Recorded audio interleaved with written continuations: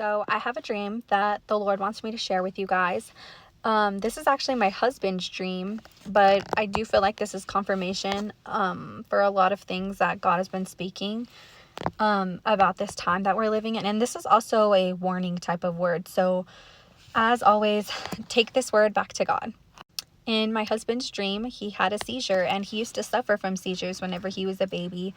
They could never figure out what's wrong with him. Thank God my husband is healthy and whole. There is nothing wrong with him. But in this dream, he had a seizure and fell to the ground and was like not responding. I shook him and I was like screaming for help, screaming for him to wake up. I guess his brother heard me, his older brother, rushed him to the hospital in the dream, where my husband ended up being in a coma for about a week. Now, what I find so crazy is around him, there was people who were like skeptics and they did not believe in Jesus. And suddenly, after being in a coma for a week, being surrounded by like all these, I guess you could say, like non-believers, my husband, his hands began to tingle and twitch, and then he like got up and screamed, "Jesus!"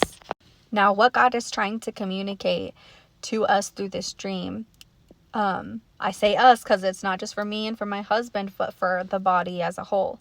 You guys, I feel the presence of the Lord so strong with me as I'm making this video. I kid you not. This is a warning type of video because as of now, in this day and age that we're living in, we're seeing the great falling away happen. There may be a time coming for you, maybe several of you, where you are going to be tempted to fall spiritually back asleep. For some of you, you may want to even return to your old life before Christ. And God has given me similar words like this on my page often, but there was something very heavy with this one. God has been separating the wheat from the tares and doing away with this religious spirit. Now he is awakening his church. God says, call back the sinner, wake up the saints.